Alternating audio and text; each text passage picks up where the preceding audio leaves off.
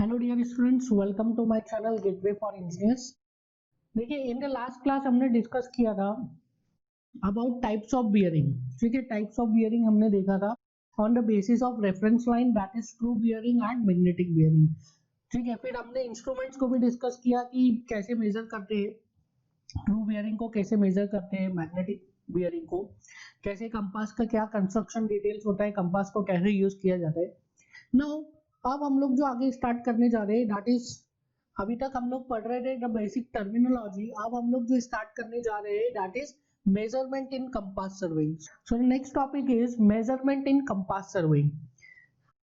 तो before starting measurement in compass surveying, हम पहले समझते हैं कि ट्रैवर्स क्या होते हैं। सो ट्रैवर्स समझते हैं। देखिए, जब भी फील्ड में जाकर किसी सीक्वेंस पे हम कंपास सर्वेइंग करते हैं तो उसे क्या करते हैं, उसे कहते हैं traversing. Suppose this is station A से मैं गया स्टेशन बी पर, स्टेशन बी से गया सी पर, सी से गया डी पर, तो मेरा जो डायरेक्शन ऑफ सर्वेइंग हो गया that is A B C D. So the direction of surveying will be A B C D. और इस डायरेक्शन ऑफ सर्वेइंग को क्या बोलूंगा मैं, इसको बोलूंगा मैं I have made in traverse ABCD. Now this traverse ABCD is called as open traverse. This traverse ABCD is called as open traverse. So जब भी हम किसी एक प्रॉपर सीक्वेंस में सर्विंग करने को क्या बोलते हैं, ट्रैवर्सिंग। और यहाँ पे जो हमारा ट्रैवर्स बना है that is ABCD traverse. Now इसी तरीके से अगर मैं A से स्टार्ट कर रहा हूँ, फिर B पे जा रहा हूँ एंड देन C पे जा रहा हूँ, C से D एंड D से मैं अपने ट्रेवर्स को फिनिश कर रहा हूँ at point A। So A से गया B पे, B से गया C पे, C से D एंड देन मैंने फिनिश किया एट पॉइंट A। तो इस टाइप के ट्रैवर्स को क्या बोलते हैं, इस टाइप के ट्रैवर्स को बोलते हैं close traverse. And close traverse को हम कैसे डिनोट करेंगे, so close traverse is denoted as A B C D A. सो जिस पॉइंट से हमने स्टार्ट किया है उसी पॉइंट पर आकर के हम क्या कर रहे हैं, वापस अपने ट्रैवर्स को खत्म कर रहे हैं। तो उस ट्रैवर्स को क्या बोलेंगे हम, उस ट्रैवर्स को बोलेंगे हम क्लोज ट्रैवर्स। तो हमने ए से स्टार्ट किया, फिर बी पे गए, सी पे गए, डी पे गए और वापस आके ए पे हमने अपने ट्रैवर्स को खत्म किया, तो उसको क्या बोलेंगे, उसको बोलेंगे क्लोज ट्रैवर्स।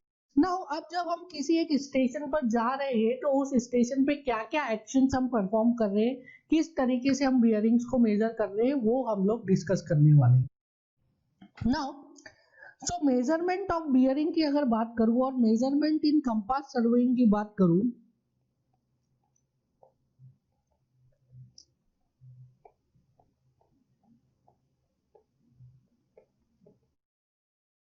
सो जो कंपास सर्वेइंग में हम बियरिंग लेते हैं वो दो टाइप से बियरिंग लेते हैं। किसी भी लाइन की हम जो बियरिंग लेते हैं कंपास सर्वेइंग में, वो दो तरीके से लेते हैं, दो तरीके से ले सकते हैं और दोनों ही तरीके से लेते भी है। That is the first type of bearing is four bearing and the second type of bearing is back bearing. Now four bearing क्या होता है, जैसे कि नाम में स्पेसिफाई करना है, it is in forward direction of traverse. अब ये फोर बियरिंग को समझने के लिए सबसे पहले आपको अपने ट्रैवर्स का डायरेक्शन जो है वो डिफाइन करना पड़ेगा कि मैं जो ट्रैवर्स कर रहा हूँ वो एक पर्टिकुलर डायरेक्शन में कर रहा हूँ, एक पर्टिकुलर सीक्वेंस में कर रहा हूँ, दैट इज ए से बी पे जा रहा हूँ, बी से सी पे जा रहा हूँ, सी से डी पे जा रहा हूँ। So this A B C D is the direction of traverse, this the particular direction जिसमें मैं क्या करने वाला, सर्वेइंग करने वाला। और अगर इस पर्टिकुलर डायरेक्शन में आप सर्वेइंग करते हो, जो जिस डायरेक्शन में आप सर्वेइंग कर रहे हो उसी डायरेक्शन में अगर आप बियरिंग को मेजर कर रहे हैं, that is A B line का बियरिंग को आप मेजर कर रहे हैं फ्रॉम ए टू बी, तो उसको क्या बोलेंगे हम, उसको बोलेंगे हम four bearing. Now back bearing क्या है, बैक बियरिंग जैसे कि उसके नाम में लिखा हुआ है कि it is in the backward direction. अगर आपका direction of traverse is A B C D और ए बी लाइन का बियरिंग मेजर कर रहे हैं in the direction B to A, तो उसको बोलेंगे हम back bearing of the line A B. So जिस डायरेक्शन में आपका ट्रैवर्स मूव कर रहा है, जिस डायरेक्शन में आपका ट्रैवर्स प्रोसीड कर रहा है, अगर उस डायरेक्शन में ही आप बियरिंग को मेजर कर रहे हैं किसी भी लाइन का, तो उस बियरिंग को क्या बोलेंगे हम? उस बियरिंग को बोलेंगे फोर बियरिंग। और जिस डायरेक्शन में ट्रैवर्स मूव कर रहा है उसके ऑपोजिट डायरेक्शन में अगर आप किसी लाइन का बियरिंग मेजर कर रहे हैं तो उसको क्या बोलेंगे हम? उसको बोलेंगे हम बैक बियरिंग। नाउ सपोज मेरा ट्रैवर्स है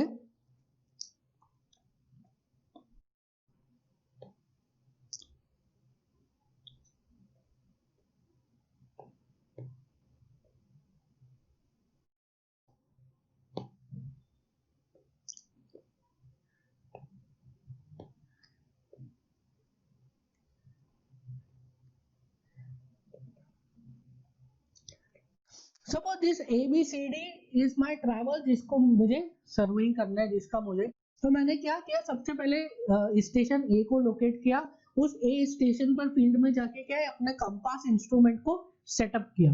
ना जब ए पर जाके हम कंपास को सेटअप कर रहे हैं, उसके बाद जो सबसे पहला हम लोग रीडिंग ले रहे हैं दैट इज दिस θ1। θ1 हमने रीडिंग लिया सबसे पहले। जब θ1 रीडिंग लेने के बाद क्या करेंगे हम? θ1 रीडिंग लेने के बाद हम इंस्ट्रूमेंट को लिफ्ट करेंगे फ्रॉम पॉइंट ए और इंस्ट्रूमेंट को सेटअप करेंगे कहाँ पे? पॉइंट बी पर। नाउ जब पॉइंट बी पर इंस्ट्रूमेंट को सेटअप किया, नाउ इस पॉइंट पर सेटअप करने के बाद इंस्ट्रूमेंट को जो सबसे पहला हम बियरिंग लेंगे that would be again of line A B. वापस से हम ए बी लाइन का बियरिंग लेंगे और इस टाइम पर जो बियरिंग लेंगे ए बी लाइन का that would be in the backward direction of survey. जिस डायरेक्शन में आप सर्वे कर रहे हैं उसके ऑपोजिट डायरेक्शन में, so this will be the back bearing. So अगर मैं यहाँ पे नोट करूं for line A B, fore bearing will be equals to θ1 and back bearing will be equals to θ2। मैं जो बैक बियरिंग को अब मैं यहाँ पे डिफाइन करूंगा तो मैं ऐसा नहीं लिखूंगा back bearing B A, it is not back bearing B A. अगर बैक बियरिंग बी ए लिखूंगा दैट मीन्स कि बी टू ए हमारा सर्वे का डायरेक्शन है, ठीक है। बट जो सर्वे का डायरेक्शन इज व्हाट? सर्वे का डायरेक्शन इज ए बी, वो गलत हो जाएगा। बैक बियरिंग बी ए लिखूंगा that would be wrong. Back bearing हमेशा हम ए बी ही लिखेंगे, बी ए नहीं लिखेंगे, ठीक है। बैक बियरिंग ए बी का मतलब क्या हो जाएगा? आप ए से मेजर कर रहे हैं बी को, ठीक है। तो बैक बियरिंग जो है, four bearing and back bearing दोनों का नोटेशन, जो डायरेक्शन ऑफ सर्वे है वो हम चेंज नहीं करेंगे। A B direction of survey, तो हमेशा लाइन को हम किससे डिनोट करेंगे? हमेशा लाइन को ए बी से डिनोट करेंगे। फोर बियरिंग का मतलब क्या है? इन द डायरेक्शन ऑफ सर्वे आपने मेजर किया, पॉइंट ए पे आपने इंस्ट्रूमेंट रख के पॉइंट बी को साइड किया है, और बी ए का मतलब क्या है? पॉइंट बी को पे इंस्ट्रूमेंट रख के पॉइंट ए को साइड किया है। सो जो डायरेक्शन ऑफ सर्वेइंग है दैट इज ए बी, और डायरेक्शन ऑफ सर्वेइंग नहीं, मैं अगर साइटिंग कर रहा हूं तो उसको क्या बोलेंगे? Fore bearing. और opposite to direction of survey अगर साइटिंग कर रहे हैं तो उसको क्या बोलेंगे हम? उसको बोलेंगे हम बैक बियरिंग। नाउ अब लाइन ए बी का तो काम कंप्लीट हो गया, फोर बियरिंग भी ले लिया, बैक बियरिंग भी ले लिया। अब जो अगली रीडिंग मैं लूंगा पॉइंट बी पे, वो पे लूंगा पॉइंट बी से bearing of line B C. B C line का मैं बियरिंग कैलकुलेट करूंगा। Now that would be what? That would be θ3 will be equals to what? That would be equals to 4 bearing of line BC. So θ3 क्या हो जाएगा? θ3 will be the 4 bearing of line BC. Now इसके बाद मैं क्या करूंगा? Instrument को वहां से लिफ्ट करूंगा और इंस्ट्रूमेंट को सेटअप करूंगा कहाँ पे? इंस्ट्रूमेंट को सेटअप करूंगा एट पॉइंट C। तो अब C पॉइंट पे हमने इंस्ट्रूमेंट को सेटअप किया है, और C पॉइंट पर इंस्ट्रूमेंट को सेटअप करने के बाद जो सबसे पहला रीडिंग मैं लूंगा that would be reading of line BC। BC line का मैं अगेन यहां से रीडिंग लूंगा, बियरिंग लूंगा, सो दैट एंगल जो मुझे मिलेगा θ4, तो θ4 एंगल क्या होगा? It would be back bearing of line BC, θ4। So BC जो है क्या डिनोट कर रहा है? BC डिनोट कर रहा है कि जो डायरेक्शन ऑफ सर्वे है, डायरेक्शन ऑफ ट्रैवर्स है, वो कहां से? From B to C। और बैक बियरिंग क्या डिनोट कर रहा है? कि हमने opposite to direction of survey bearing को लिया, मतलब C से हमने B का साइटिंग किया हुआ है। नाउ इसके बाद क्या करेंगे? इसके बाद हम करेंगे पॉइंट C पर जो फॉरवर्ड डायरेक्शन है दैट इज CD लाइन का हम बियरिंग कैलकुलेट करेंगे। That would B 4 bearing of the line CD θ5। So θ5 will become 4 bearing of the line CD। And फिर हम डी पे इंस्ट्रूमेंट को सेटअप करेंगे और डी पे इंस्ट्रूमेंट को सेटअप करने के बाद हम क्या करेंगे, ये सी डी लाइन का क्या कैलकुलेट करेंगे, सी डी लाइन का बैक बियरिंग कैलकुलेट करेंगे। सो डी पे इंस्ट्रूमेंट को सेटअप करने के बाद बैक बियरिंग कैलकुलेट किया of the line C D, that would be theta 6। So theta 6 will be back bearing of the line C D. So किसी भी line है उसको अगर फॉरवर्ड डायरेक्शन में उसका बियरिंग मेजर कर रहे हैं तो उसको क्या बोलेंगे, फोर बियरिंग, और बैकवर्ड डायरेक्शन में अगर बियरिंग मेजर कर रहे हैं तो उसको बोलेंगे व्हाट, उसको बोलेंगे back bearing. Now in the similar fashion आप क्या कर सकते हैं, किसी एक क्लोज ट्रैवर्स में बियरिंग्स को कैलकुलेट कर सकते हैं। सो अगर क्लोज ट्रैवर्स में मैं देखूं,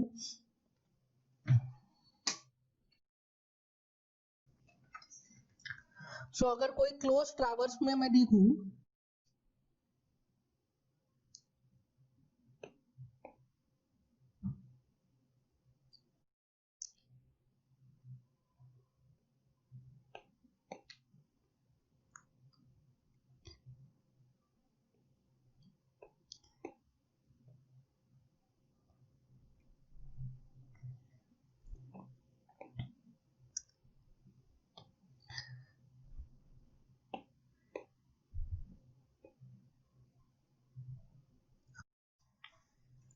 so this is a close traverse A B C D, और अगर इस क्लोज ट्रैवर्स में मैं एनालिसिस करूं, इस क्लोज ट्रैवर्स में मैं फोर बियरिंग बैक बियरिंग की बात करूं, तो सबसे पहले हमें डायरेक्शन ऑफ ट्रैवर्स को डिफाइन करना पड़ेगा। So here I am defining direction of traverse as clockwise. So यहाँ से डायरेक्शन ऑफ ट्रैवर्स हमने क्लॉकवाइज बता दिया, तो एरो बताने की जरूरत नहीं, एबीसीडी बताने की जरूरत नहीं, डायरेक्ट क्लॉकवाइज बता दिया तो उससे भी काम चल जाता है। सो अगर मैं यहाँ पे लिखूं direction of traverse, that would be A B C D A, ठीक है। सो एरो के अलावा हम ऐसा क्लॉकवाइज एंटी क्लॉकवाइज को डिनोट करके ही बता सकते हैं कि what is our direction of travel. So here the direction of travels is clockwise. So यहाँ पे मैं स्टार्ट कर रहा हूँ फ्रॉम पॉइंट ए, तो पॉइंट ए से मैं सबसे पहले किसका बियरिंग मेजर करूंगा, पॉइंट ए से मैं सबसे पहले फोर बियरिंग मेजर करूंगा of the line A B. So this theta 1 I have measured and I have written four bearing of line AB is equals to theta 1, ठीक है। फिर क्या करूंगा, मैं इंस्ट्रूमेंट को ए से लिफ्ट करूंगा और पॉइंट बी पे सेटअप करूंगा इंस्ट्रूमेंट को, और पॉइंट बी पे इंस्ट्रूमेंट को सेटअप करने के बाद जो सबसे पहला मैं रीडिंग लूंगा that would be back bearing of line A B. तो सबसे पहले एक लाइन को खत्म करेंगे फिर दूसरी लाइन पे जाएंगे। So back bearing of line A B will be equals to how much, will be equals to theta 2। Now अब इंस्ट्रूमेंट जो है वो बी पर ही है, और अब मैं नेक्स्ट रीडिंग जो लूंगा that would be fore bearing of the line B C, fore bearing of the line B C. So I will write four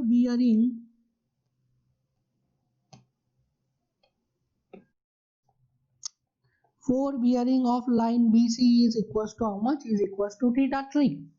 फिर क्या करेंगे, हम इंस्ट्रूमेंट को सेटअप करेंगे from point B to C, और C पे इंस्ट्रूमेंट को setup करेंगे, और सबसे पहला रीडिंग जो सी पर लेंगे वो कौन सा लेंगे, सी पे जो सबसे पहला रीडिंग लेंगे वो हम लेंगे back bearing of the line B C, क्योंकि बी सी लाइन का पहले काम खत्म करना है। So this is theta 4। So back bearing of line B C will be equals to theta 4। So कोई भी नई लाइन पर जाने से पहले पुरानी लाइन का काम हमें कंप्लीट करना है, फिर नई लाइन पर जाना है।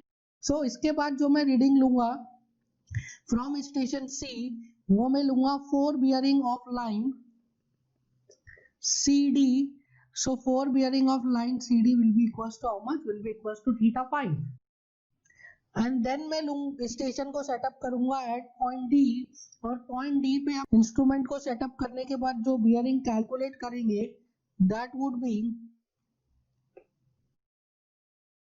Back bearing of the line CD,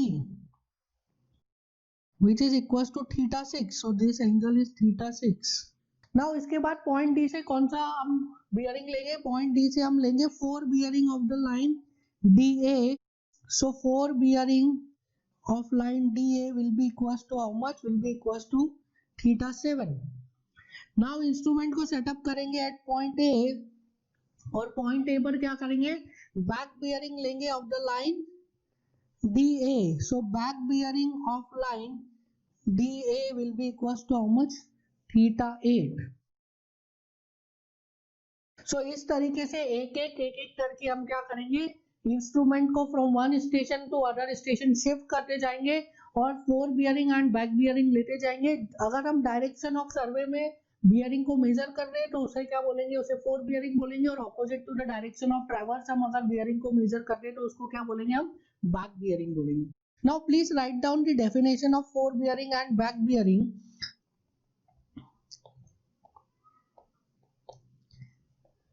So forebearing is bearing measured from one station to adjacent next station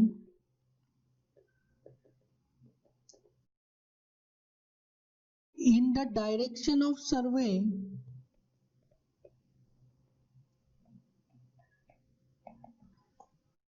or you can say in the direction of traverse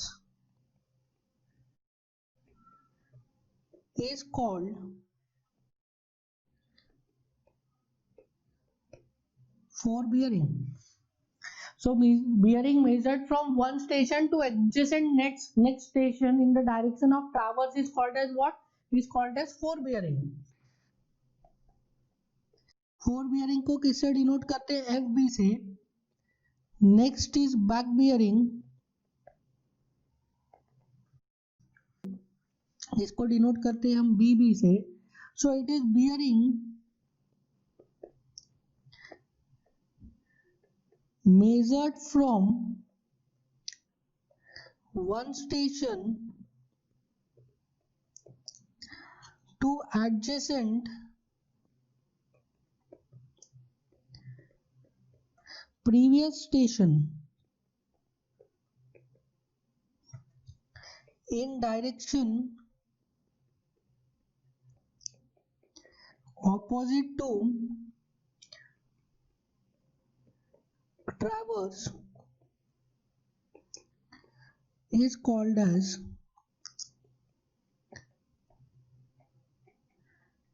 back bearing.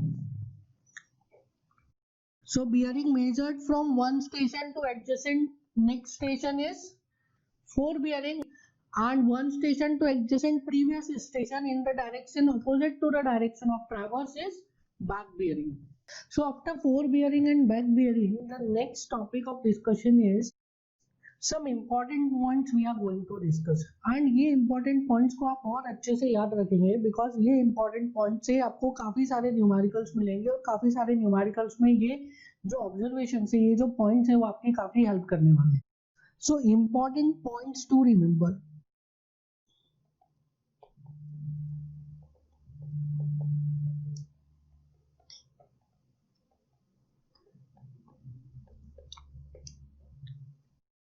Now जो first important point है जो आपको याद रखना है, that is for a particular line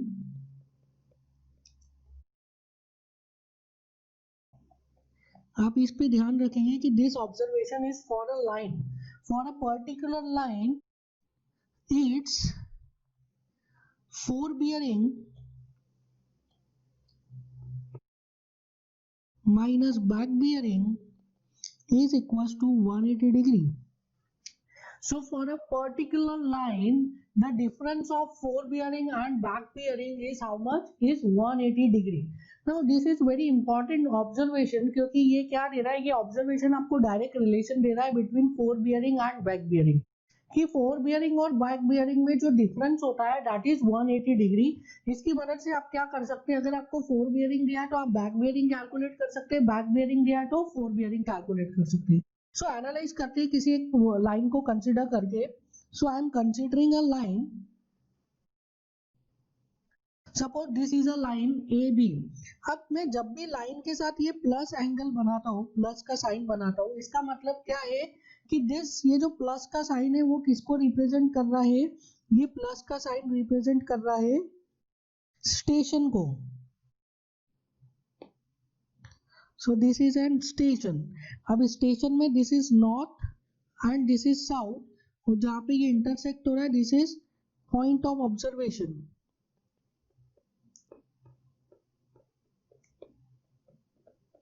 so जब भी मैं लाइन में ये प्लस साइन को बना रहा हूँ, ये प्लस साइन क्या रिप्रेजेंट कर रहा है, ये plus sign north south direction and point of observation को रिप्रेजेंट कर रहा है। So for a particular line A B line की अगर मैं बात करूं, so for this particular line A B हमने क्या बोला है, the difference of four bearing and back bearing is how much, the difference of four bearing and back bearing is 180 degree. So अगर मैं इस ए बी लाइन का four bearing measure करूं, so this theta 1 will be the fore bearing of line A B and theta 2 this will be the back bearing of line A B. So fore bearing कितना हो गया, fore bearing is theta 1, back bearing of the line AB is theta 2. So अगर मैं बोलूँ यहाँ पे मैं एक एंगल को अज्यूम कर रहा हूँ, this angle is theta x. So can I write theta 2 is equals to theta x plus 180 degree? लिख सकते हैं theta 2 is equals to theta x plus 180 degree. North south के बीच में कितना हो गया एंगल 180 डिग्री, और उसके बाद ये वाला angle is theta x। So theta 2 is equals to theta x plus 180 degree. So can I write this theta x is equals to how much, theta x is equals to theta 1। कैसे, ये जो दोनों point A और point B पे दोनों जो north है, this two north are parallel with each other, और ये जो एक लाइन इसको इंटरसेक्ट कर रही है इंक्लाइन लाइन, तो इससे थीटा 1 और थीटा x क्या बन रहा है, दो इंटरनल ऑल्टरनेट इंटरनल एंगल्स बन रहे हैं। सो ये ऑल्टरनेट इंटीरियर एंगल्स की प्रॉपर्टी को यूज करके I have written theta 1 is equals to how much, theta 1 is equals to theta x। So can I write theta 2 is equals to theta 1 plus 180 degree. That means theta 2 को मैं लिख रहा हूं अब, theta 2 is nothing but back bearing is equals to 4 bearing plus 180 degree. So अब यहाँ पे क्या आ गया, back bearing minus 4 bearing is equals to how much, back bearing minus 4 bearing is 180 degree. That is why मैंने क्या लिखा था, मैंने लिखा था in the modulus 4 bearing minus back bearing is equals to 180 degree. So जो 4 बियरिंग और back bearing इन दोनों में डिफरेंस है दैट इज 180 डिग्री, और मैंने मॉड्यूलस लगाया, उसका मतलब क्या है कि आप बैक में से 4 को माइनस कीजिए या 4 में से बैक को माइनस कीजिए, इससे फर्क नहीं पड़ता है, पर दोनों के बीच का डिफरेंस कितना है, 180 डिग्री। कोई अगर आपको एक दिया हुआ है तो आप दूसरे को निकाल सकते हैं, या तो 180 ऐड करके या 180 सब्ट्रैक्ट करके। सो 4 बियरिंग और बैक बियरिंग के बीच का कितना डिफरेंस होता है एंगल में, उसके बीच में डिफरेंस होता है 180 डिग्री का। नाउ कब ये 180 डिग्री प्लस होता है, कब ये 180 डिग्री माइनस होता है, इसको हम थोड़ा सा एनालाइज कर लेते हैं। So suppose this is a line A B. So इस ए बी लाइन के लिए इफ आई से कि 4 बियरिंग कितना है, तो 4 bearing is from 0 to 90 degree, ठीक है, थीटा 1। सो आप डायग्राम को देख के बता सकते हैं कि बैक बियरिंग कितना होगा, back bearing will be 4 bearing plus 180 degree. So यहाँ पे हमने क्या किया है, ऐड किया है, add 180 degree. Now second case देखते हैं, second case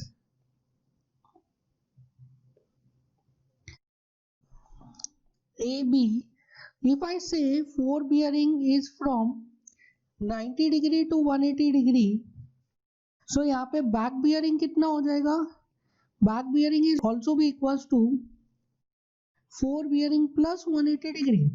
so again in this case हमने क्या किया है, ऐड किया है, we have added 180 degree. Now I am considering a third case that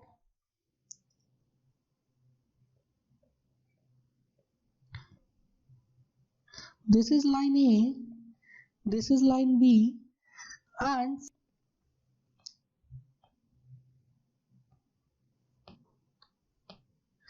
4 bearing is from 180 degree to 270 degree. So in this case back bearing कितना हो जाएगा, back bearing will be 4 bearing minus 180 degree. So यहाँ पे क्या किया हमने, subtract 180 degree. Now in the fourth case,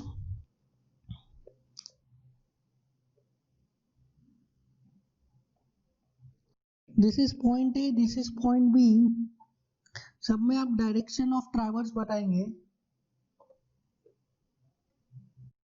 So here 4 bearing is from 270 degree to 360 degree. So इसके लिए अगर मुझे बैक बियरिंग निकालना है तो बैक बियरिंग कितना आ जाएगा, will be equals to 4 bearing minus 180 degree. So here we have subtracted 180 degree. Now अगर इन चारों केसेस का अगर हम कंक्लूजन देखें, सो 4 से बैक निकालना है या बैक से 4 निकालना है, इसको आप थोड़ा साइड में रखिए. हम इस चीज को ध्यान रखेंगे कि 4 बियरिंग और बैक बियरिंग के बीच में डिफरेंस कितना होता है, 180 डिग्री का. अगर आपको 4 से बैक निकालना है and 4 is more than 180 degree, तो बैक निकालने के लिए क्या करोगे, आप उसमें से 180 को माइनस कर लोगे. अगर आपको बैक से 4 निकालना है and back is more than 180 degree, तो 4 निकालने के लिए आप क्या करोगे, उसमें से 180 को माइनस कर दोगे. अगर आपको 4 से बैक निकालना है एंड 4 इज लेस देन 180, तो आप क्या करोगे, 180 को ऐड कर दोगे. अगर आपको बैक से 4 निकालना है and back is less than 180, तो उसमें से आप क्या करोगे, 180 को प्लस कर दोगे. तो जिस भी क्वांटिटी को जो है आपके पास, सबसे पहले आपको उसको ऑब्जर्व करना है. जो क्वांटिटी है आपके पास आपको उसको ऑब्जर्व करना है. अगर वो 180 से कम है तो उसमें आप 180 ऐड कर दीजिए, आपको दूसरी क्वांटिटी मिल जाएगी. अगर वो 180 से ज्यादा है तो उसमें 180 माइनस कर दीजिए, आपको दूसरी क्वांटिटी मिल जाएगी. So the difference of 4 bearing and back bearing in modulus is how much, is 180 degree. So आपके पास जो क्वांटिटी आप उसको ऑब्जर्व करिए.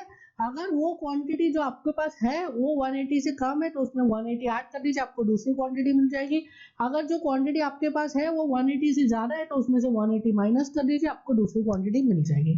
दोनों के लिए एप्लीकेबल है, 4 के लिए भी बैक के लिए भी. सो the difference of 4 bearing and back bearing for a particular line is how much, for a particular line it is 180 degree. आप इस बात पे ध्यान रखेंगे कि यहाँ पे जो पूरा डिस्कशन हो रहा है वो किसी एक पर्टिकुलर लाइन के लिए हो रहा है. ठीक है, एक लाइन का 4 बियरिंग में मेजर कर रहा हूँ, पहले एक स्टेशन से फिर दूसरे स्टेशन से. ठीक है, so for a particular line between 2 stations the difference of 4 bearing and back bearing is how much, the difference of 4 bearing and back bearing is 180 degree inside the modulus.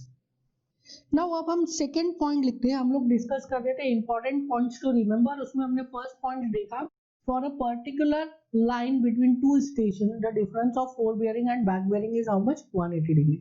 अब second important point की मैं बात करता हूँ. Second important point is at a particular station,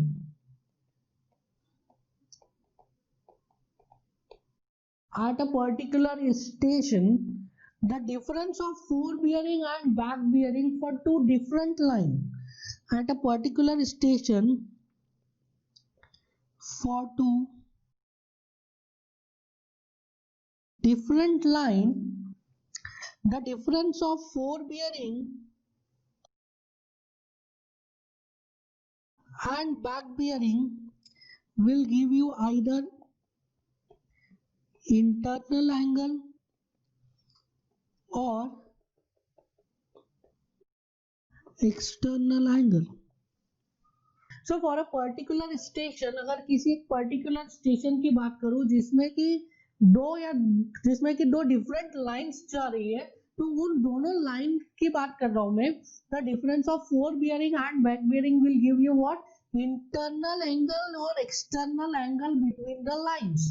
So for a particular station the difference of 4 bearing and back bearing will give you what, will give you internal angle or external angle between the lines. So अगर मैं किसी एक station की बात करूं तो पहले एक ट्रैवर्स की बात करता हूं. Suppose this is station P,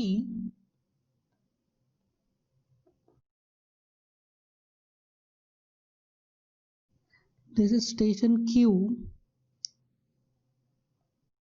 and this is station R and the direction of traverse is PQR. So our traverse is PQR. So सबसे पहले मैंने क्या किया, सबसे पहले मैंने P से 4 बियरिंग मेजर की PQ लाइन की, फिर Q स्टेशन पे गए, क्यू स्टेशन से बैक बियरिंग मेजर की PQ लाइन के, फिर क्यू स्टेशन से ही फोर बियरिंग मेजर की of the line QR. So I will write QR is four bearing and I will write theta T3 is four bearing and theta 2 is back bearing. So अगर इस station को आप consider करिए only this particular station B, सो ये B station की मैं बात कर रहा हूं. सो fore bearing minus back bearing will give you what? Will give you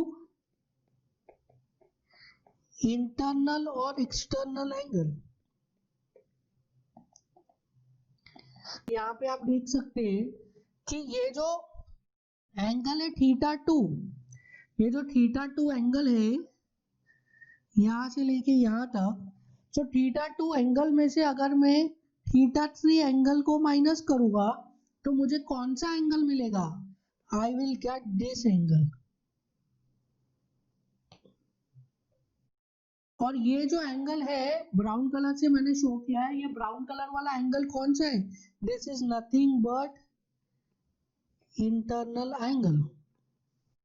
so if I subtract fore bearing and back bearing, if I take difference of fore bearing and back bearing of two different line passing from a particular station, so वो difference मुझे क्या देगा? वो difference हमें देगा the value of internal angle और external angle. इस example में तो क्या मिला है हमें? इस एग्जाम्पल में हमें इंटरनल एंगल मिला. हो सकता है कि कहीं पे हमें एक्सटर्नल एंगल भी मिले.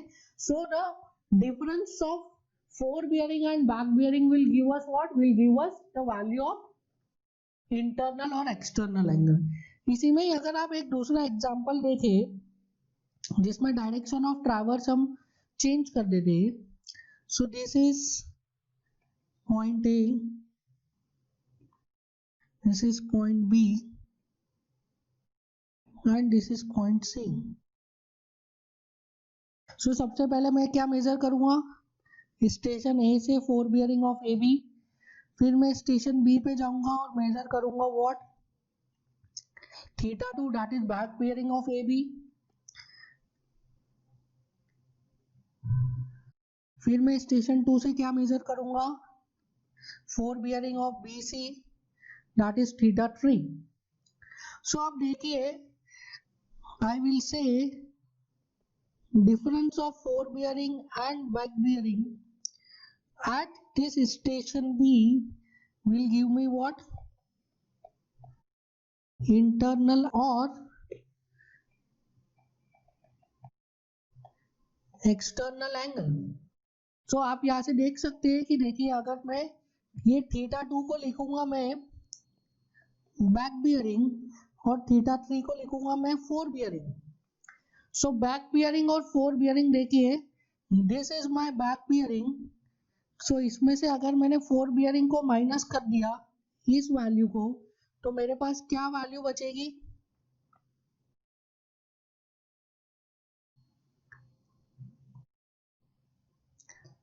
This is external angle. तो यहाँ पे क्या आ रहा है? Difference of back bearing and four bearing eight a particular station.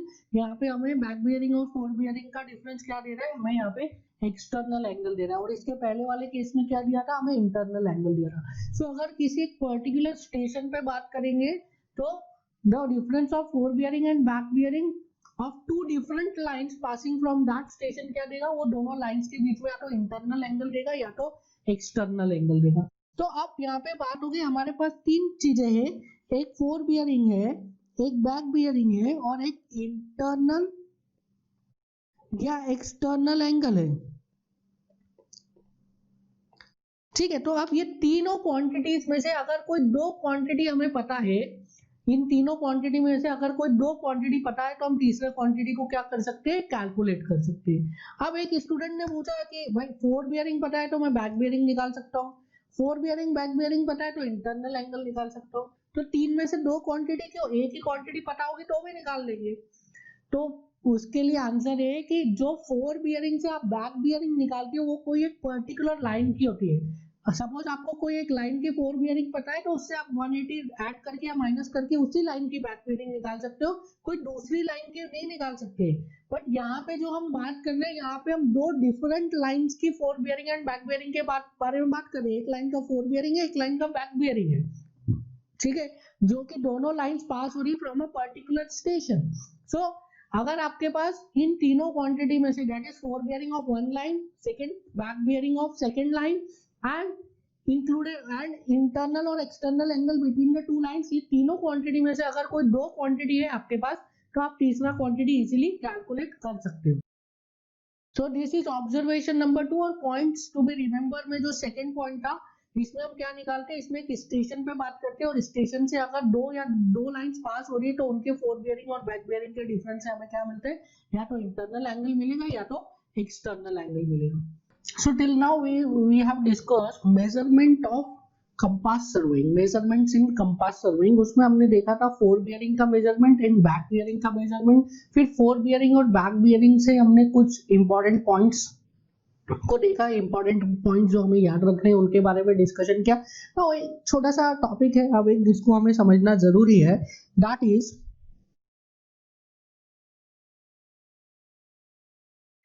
Included angle.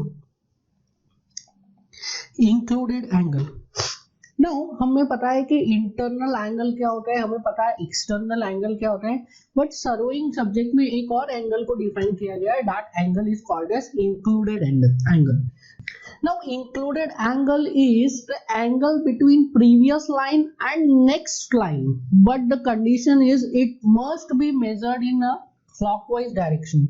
So included angle क्या है, included angle है previous line और next line के बीच में एंगल, बट ये जो एंगल है वो कौन से डायरेक्शन में मेजर होना चाहिए, ये एंगल मेजर होना चाहिए in the clockwise direction. So if I assume a station, so this is a station A, here it is a station B and here another station C, और अगर मैं इन stations को join करूं, this is line AB, this is line BC and the traverse is ABC. Now अब मैंने traverse बोला है, traverse is ABC, तो मुझे नाम से ही इसका डायरेक्शन पता चल जाता है, that traverse is from A to B and B to C. So included angle क्या होता है, included angle is the angle between previous line and next line in clockwise direction. So अगर मैं B पे बात करूं, included angle in B, so B के previous line कौन सा है, it is AB and B के next line कौन सा है, B के station का next line is BC. So included angle हो जाएगा this angle. So previous line और नेक्स्ट लाइन के बीच में जो क्लॉकवाइज डायरेक्शन में एंगल होगा, दैट क्लॉकवाइज डायरेक्शन का angle is called as what, is called as included angle. So ये तो अभी हमने बात की इन ओपन ट्रैवर्स ABC। अगर मैं कोई क्लोज ट्रैवर्स की बात करूं, now I am considering a close traverse, so suppose this is station A, this is station B, somewhere here is station C and here is station D. So अगर अब मैं close traverse की बात करूं, so this is AB, BC, CD and DA. So this is a close traverse ABCDA. So I can write close traverse ABCDA. So in this close traverse हमें direction पता है A to B, B to C, C to D and D to A. This is the direction of traversing. So अगर मैं इसमें बात करूं included angle की, so अगर B स्टेशन पे बात करूं, so this angle from the previous line कौन सा है, AB, तो AB से स्टार्ट होगा, कहां पे जाएगा, नेक्स्ट लाइन पे in the clockwise direction, this is included angle. अगर मैं स्टेशन C पे बात करूं तो C के पहले कौन सा लाइन है, previous line is BC, so BC से स्टार्ट होएगा, कहां पे जाएगा, CD पे in the clockwise direction. Now station D पे बात करूं तो D के पहले कौन सा लाइन है, D के पहले लाइन है CD, सो CD से स्टार्ट होगा और D के बाद कौन सा लाइन है, दैट इज DA, डी के बाद कौन सा लाइन है, D A in the clockwise direction. And last अगर मैं बात करूं और एट स्टेशन ए, तो ए के पहले लाइन है D A, so D A से स्टार्ट होगा और कहाँ पे आ जाएगा, ए बी। सो ए बी जो उसका नेक्स्ट लाइन है, so this angle will becomes included angle. So this theta 1, theta 2, theta 3 and theta 4, these are all included angle. So included angle for this traverse is theta 1, theta 2, theta 3 and theta 4. Now अब मैं एक और traverse की बात करता हूँ. So this is station P. Here it is Q, somewhere here is R and here is S. So अगर मैं इनको ज्वाइन करूँ तो this is PQ, QR, RS and SP. So now my closed traverse is PQRSP. This is my closed traverse. Now अब मैं इसमें बात करूं तो this is PQ, direction of traverse, P to Q, Q to R, R to S and S to P. So अगर अब मैं इसमें बात करूं इंक्लूडेड एंगल की, तो यहाँ पे आप देखिए at station Q included angle क्या हो जाएगा, Q के पहले कौन सा लाइन है, P, और Q के बाद कौन सा लाइन है, R. So P से R की तरफ जाएगा in clockwise direction. So this is the included angle at Q. Similarly अगर QR at station R की बात करूं तो R के पहले कौन सा लाइन है, QR. So QR से स्टार्ट होगा, कहाँ जाएगा, RS पे जाएगा. So this is included angle at R. अगर स्टेशन S पे बात करूं तो RS से स्टार्ट होगा और कहाँ पे जाएगा, SP पे जाएगा. So this is included angle at S. And station P पे बात करूं तो SP से स्टार्ट होगा और कहाँ जाएगा, PQ पे जाएगा. So this is included angle at P. So I will write here this is theta 5, theta 6, theta 7 and theta 8. So I will write included angle for this traverse will be theta 5, theta 6, theta 7 and theta 8. ठीक है. So these are included angle for this closed traverse. अब ये दोनों traverse को आप साथ में compare कीजिए. Now in the first closed traverse, that is ABCDA जो closed traverse है, that was a clockwise traverse. I can write here this is a clockwise traverse. So for the clockwise closed traverse जो included angle निकल के आए वो कौन से निकल के आए, वो exterior angle निकल के आए. And for the anti clockwise closed traverse जो included angle निकल के आए वो कौन से included angle आए, वो interior angle आए. So अगर आप clockwise direction में traversing कर रहे हैं तो आपको external angle मिलेंगे included angle, और अगर आप anti clockwise direction में traversing कर रहे हैं तो आपको internal angles मिलेंगे included angle. So in clockwise traverse external angle are included angle, in anti-clockwise traverse internal angles are included angle. So ये तो एक observation है, but the basic definition of so included angle का हम definition लिख लेते हैं.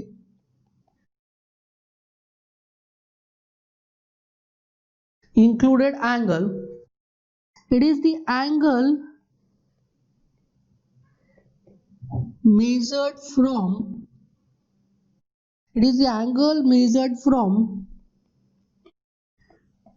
previous line to the next line, always in clockwise direction.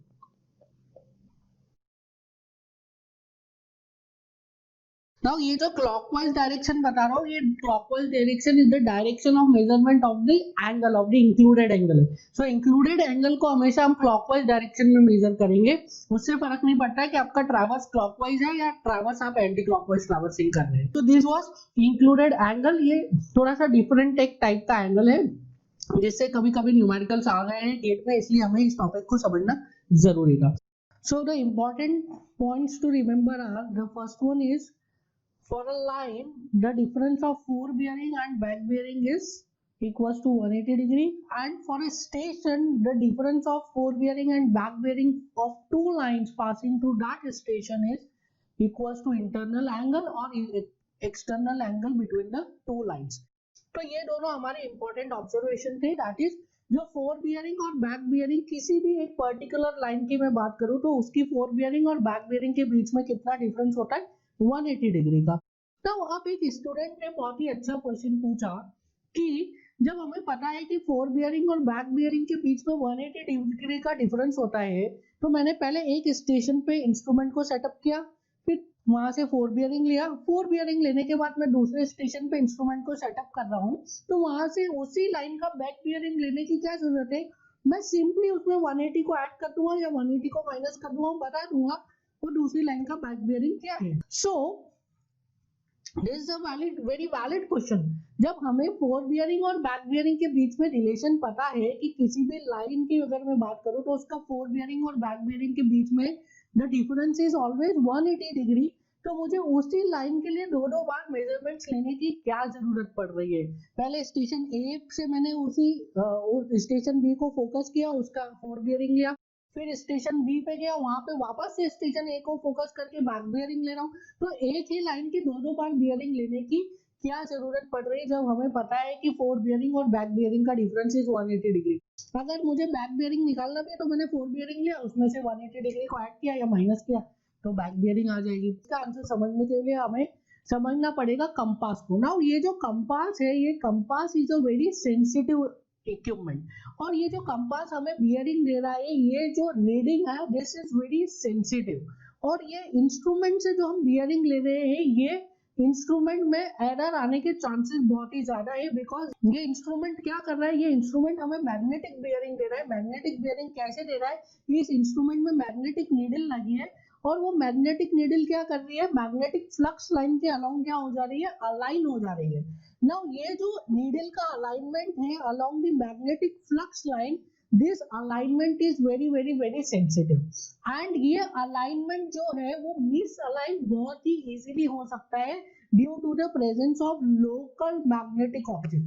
अगर जिस स्टेशन पे हम सर्वेइंग कर रहे हैं, जिस स्टेशन से हम रीडिंग ले रहे हैं, अगर उस स्टेशन के आजू बाजू में कोई मैग्नेटिक ऑब्जेक्ट प्रेजेंट है तो क्या होगा, ये जो मैग्नेटिक नीडल है जो कि अभी अलाइंड है parallel to magnetic flux line है, due to the presence of magnetic object, ये नीडल क्या होगा, उस अलाइनमेंट से मिस अलाइन हो जाएगी. और जैसे ही नीडल मैग्नेटिक फ्लक्स लाइन से मिस अलाइन हो गई तो फिर जो वो मैग्नेटिक बियरिंग की वैल्यू दे रही है वो मैग्नेटिक बियरिंग का वैल्यू इज नॉट करेक्ट, तो उस मैग्नेटिक बियरिंग की वैल्यूज में क्या आ जाएगा, एरर आ जाएगा. सो सपोज मैं इस इंस्ट्रूमेंट को थोड़ा सा समझने की कोशिश करूं तो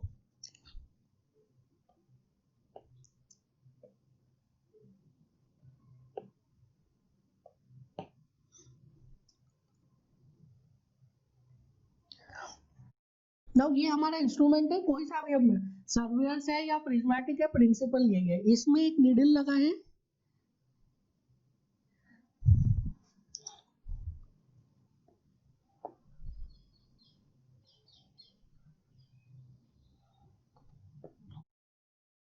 सो ये नीडल लगी है इसमें, one is north one is south.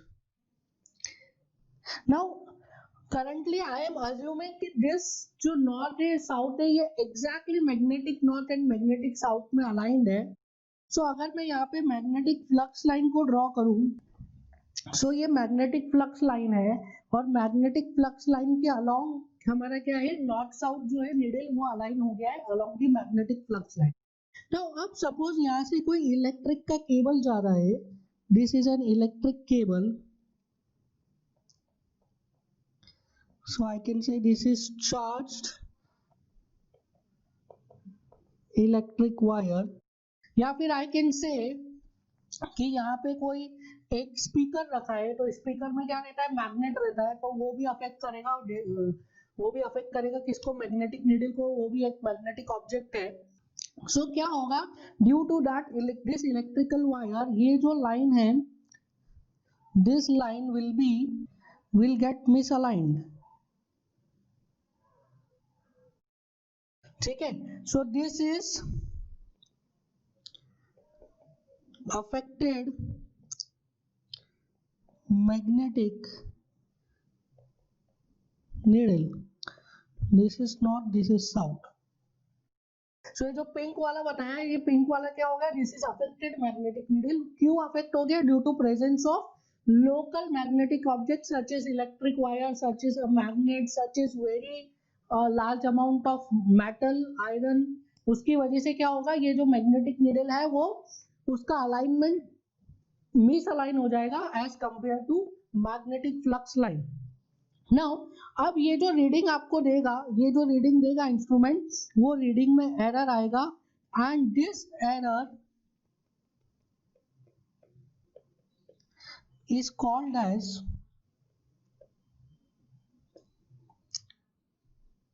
local attraction. This error is called as what? This error is called as local attraction. Now इसी एरर की वजह से क्या किया जाता है, इसी एरर की वजह से हमें एक ही लाइन का दो बार रीडिंग लेना पड़ता है. That is one is four bearing and one is back bearing. अगर किसी लाइन का हमने दो बार रीडिंग लिया है और दोनों रीडिंग का डिफरेंस जो है वो 180 आ रहा है, तब हम ये श्योरली बोल सकते हैं कि जो हमने रीडिंग्स मेजर की है दैट रीडिंग्स आर करेक्ट. और अगर उसका डिफरेंस 180 नहीं आता है, दैट मीन्स जो हमने रीडिंग ली है दैट रीडिंग्स आर इनकरेक्ट. और जो दो स्टेशन है ए एंड बी, या तो उनमें से कोई एक स्टेशन अफेक्टेड है या तो फिर दोनों स्टेशन ही लोकल अट्रैक्शन से अफेक्टेड है. सो हमने एक ही लाइन का दो बार बियरिंग लिया, one is four bearing, one is back bearing. क्यों लिया? क्योंकि ये जो कंपास नाम का इंस्ट्रूमेंट है, ये जो कंपास इंस्ट्रूमेंट है, this is very sensitive instrument, and due to the presence of local objects, local magnetic objects such as magnets, such as bulk iron, or you can say electric current, heavy electric current, जो magnetic needle होती है वो misalign हो जाती है as compare to the magnetic flux line. और जो हमें रीडिंग्स मिलती है that readings are not correct readings, वो एरर देती है रीडिंग में, and that error is called as what? That error is called as local attraction. इसलिए हम एक ही लाइन का जो बियरिंग है, एक ही लाइन का जो एंगल है, वो दो बार मेजर करते हैं, एक बार फॉरवर्ड डायरेक्शन में, एक बार बैकवर्ड डायरेक्शन में. और फोर बियरिंग और बैक बियरिंग का डिफरेंस अगर 180 के बराबर आ जाता है तो हम बोलते हैं कि द इंस्ट्रूमेंट इज, जहां पे भी हमने सेटअप किया था, that is free from local attraction, और you can say the stations are free from local attraction. Now हम लोग लोकल अट्रैक्शन की डेफिनेशन देखते हैं. Local attraction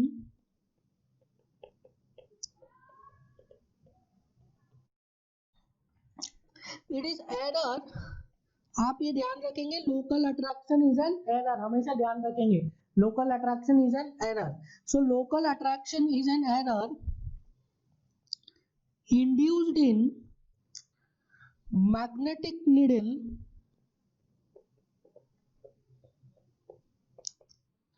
of compass due to presence of local magnetic objects such as magnet or bulk iron, or you can say heavy electric flow. Mobile phone से भी होता है ये, mobile phones etcetera. So these are the factors जिसकी वजह से क्या होता है, जिसकी वजह से जो मैग्नेटिक नीडल है, मैग्नेटिक नीडल अलाइन नहीं हो पाती है as compare to magnetic flux line. उसका अलाइनमेंट चेंज हो जाता है एंड उस अलाइनमेंट चेंज होने की वजह से क्या होता है, हमें एरर मिलता है इसमें मैग्नेटिक बियरिंग में, and that error is called as what? That error is called as local attraction. तो लोकल अट्रैक्शन का एक और डेफिनेशन है, that is due to local magnetic object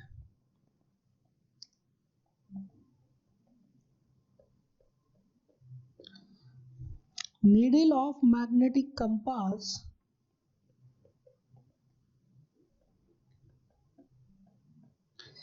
gets deviated from actual flux direction.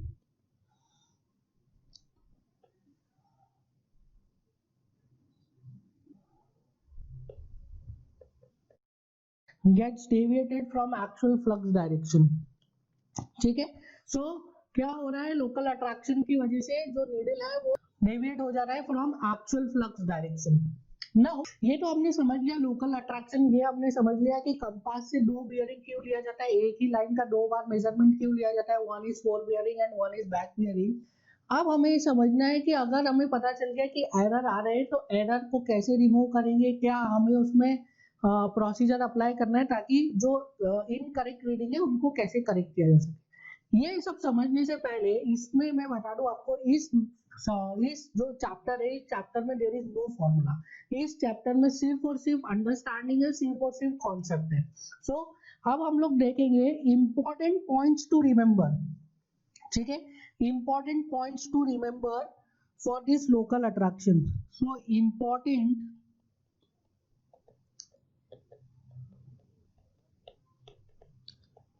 Points to remember. So local attraction के लिए जो जो हमें पॉइंट्स याद रखते हैं वो एक एक करके डिस्कस करेंगे और इससे रिलेटेड हम कॉन्सेप्ट को समझते जाएंगे. So the first point is for any particular line, for any particular line, आप लाइन पे ध्यान देंगे. This observation, this point is for a line. So for any particular line, if the difference of forward bearing and back bearing is not equals to 180 degree. So for a particular line, if the difference of forward bearing and back bearing is not equals to 180 degree, then either one or both stations are affected from local attraction. So अगर किसी line का four bearing और back bearing का difference is not equals to 180 degree है, इसका मतलब क्या है कि वो लाइन का जो दोनों स्टेशन है, that is station A and station B, दोनों के दोनों station are affected by local attraction, या तो फिर कोई एक station is affected by local attraction, either A और बी. ठीक है, दैट मीन्स अगर कोई लाइन का फोर बियरिंग और बैक बियरिंग का डिफरेंस 180 डिग्री के बराबर नहीं आ रहा है तो या तो ए स्टेशन अफेक्टेड है लोकल अट्रैक्शन से, या बी स्टेशन अफेक्टेड है लोकल अट्रैक्शन से, या दोनों स्टेशन अफेक्टेड है लोकल अट्रैक्शन से, इसलिए उसका फोर बियरिंग और बैक बियरिंग का डिफरेंस जो है वो 180 के बराबर नहीं आ रहा है. Now point number 2, for a particular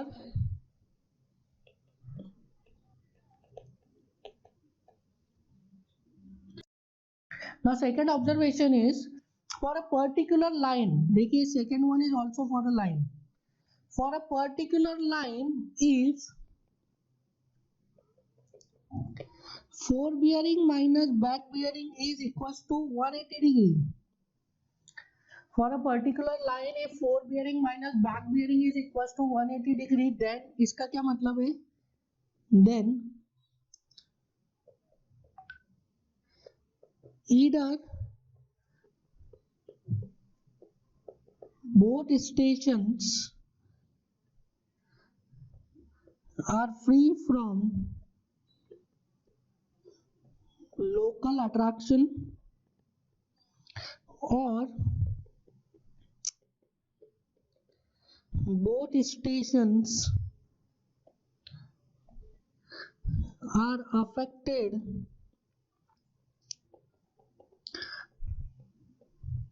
with same value of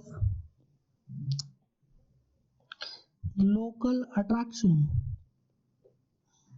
If for a particular line fore bearing and back bearing is equal to 180 degree. इसका क्या मतलब है? इसका ये मतलब है कि दोनों के दोनों station are free from local attraction, both the station are free from local attraction. या तो फिर दोनों में ही same value of local attraction है, equal magnitude and same direction. So ये जो सेम वैल्यू का मतलब क्या हुआ? Equal magnitude and same direction. So अगर किसी लाइन का फोर बियरिंग और बैक बियरिंग का डिफरेंस कितना आ रहा है? फोर बियरिंग और बैक बियरिंग का डिफरेंस आ रहा है 180 डिग्री। इसका मतलब क्या है? कि वो line is free from local attraction. या तो फिर वो लाइन के दोनों जो स्टेशंस है, वो लाइन के दोनों stations are affected with same value of local attraction. Same value का मतलब क्या है? यहाँ पे सेम वैल्यू का मतलब है कि दोनों station, that is station A and station B, दोनों में सेम +2 या +3 -2 या -3 वैल्यू का लोकल अट्रैक्शन है। ठीक है, तो अगर दोनों ही स्टेशन पे same value of local attraction है, इसका मतलब क्या है? कि उस लाइन का जो बियरिंग है, four bearing and back bearing, उसका डिफरेंस कितना आ जाएगा? उसका डिफरेंस आ जाएगा 180 degree. The third important point to remember is that this is also very important. If a particular station is affected,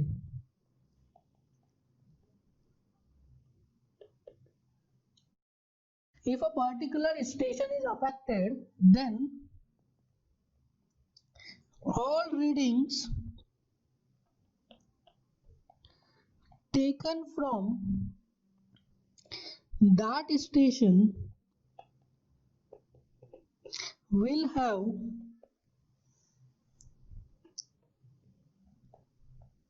same value of error, that is local attraction. तो अगर कोई station is affected from local attraction, तो उस station से जितनी भी bearing लोगे, सभी बियरिंग में क्या होगा? सेम एरर आएगा, सभी बियरिंग में सेम एरर आएगा। सो मैं एक ट्रैवर्स अज्यूम करता हूं। Suppose this is a traverse, this is station A,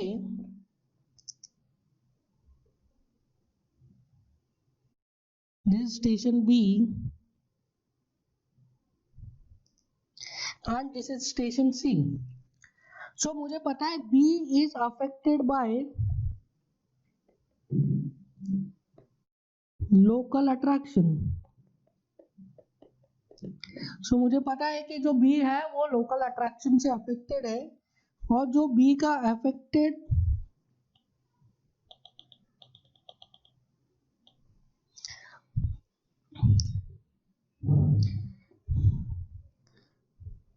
B की जो affected north है is this yellow one. जो येलो है वो B का affected north है। सो अगर मैं देखो B से मैं जो भी रीडिंग्स मेजर कर रहा हूँ, दैट इज B से मैं क्या क्या मेजर करूंगा? सबसे पहले मेजर करूंगा मैं, सो B से मैं क्या मेजर करूंगा? B से मैं मेजर करूंगा back bearing of line AB. So this θ1 is back bearing of line AB। और मैं B से क्या मेजर करूंगा? B से मैं मेजर करूंगा θ2. So θ2 is four bearing of line BC. Now B station is affected by local attraction. इसका मतलब क्या है? कि जो फोर बियरिंग मैंने मेजर किया है लाइन BC का, और जो मैंने बैक बियरिंग मेजर किया है लाइन BC का, दोनों में ही क्या होगा? दोनों में ही सेम वैल्यू ऑफ एरर आएगी, दोनों में सेम एरर आएगी। ठीक है, सो इफ आई से B is affected by local attraction alpha, this local attraction is alpha, तो इस फिगर में अल्फा कौन सा होगा? ये वाला एंगल। ठीक है, दिस रेड वाला angle is alpha. So B is affected by local attraction alpha. तो can I say correct four bearing of BC is θ2 minus alpha, and correct back bearing of AB is θ1 minus alpha. सो दोनों ही जो angle, दोनों ही जो आपने angle measure किया, दोनों ही जो bearing major की है आपने from station B, since station B is affected by local attraction, so station B से जितने भी आप रीडिंग लोगे सब में सेम वैल्यू ऑफ एरर होगा और उस सेम वैल्यू ऑफ एरर की वजह से सेम वैल्यू ऑफ करेक्शंस लगेंगे. सो if a particular station is affected by local attraction, then all the bearings measured from that station will have same value of local attraction, or you can say same value of error. Now next observation is very important observation, and the last observation,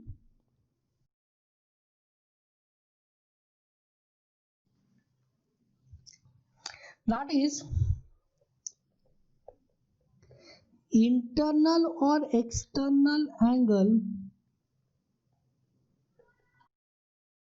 at any station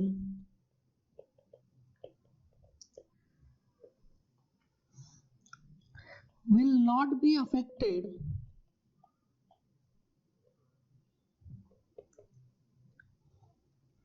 even if the station is suffered from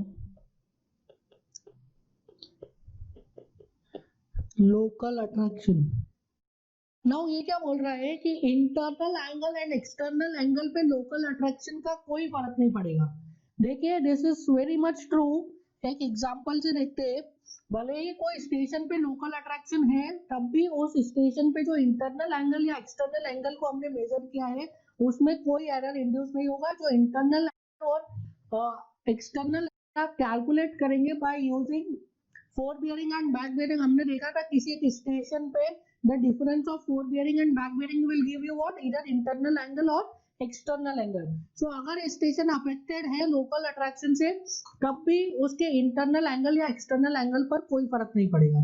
So if I consider an angle, if I consider a traverse,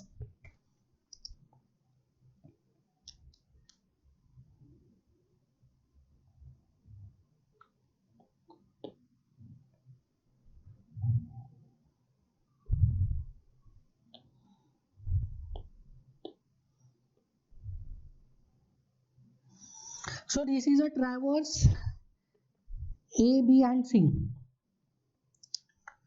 ठीक है. Now I am considering this station B.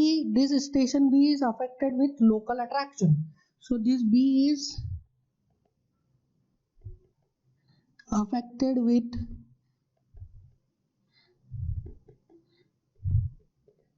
local attraction alpha. So ये जो B station है, ये B station local attraction से affected है. सो B station से मैं कौन कौन से रीडिंग मेजर करने वाला हूँ? सो B स्टेशन से मैं रीडिंग मेजर करने वाला हूँ that is back bearing of line AB and four bearing of line BC. तो सबसे पहले मैं अगर इसका अफेक्टेड नॉर्थ साउथ बनाऊं,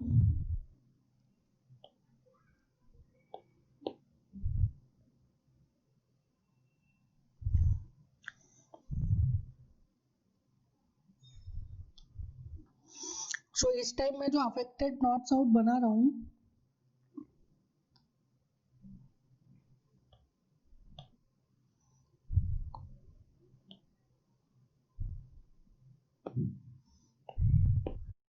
वो मैं इस डायरेक्शन में बना रहा हूं.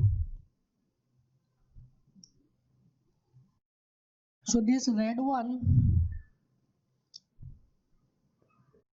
is affected north south.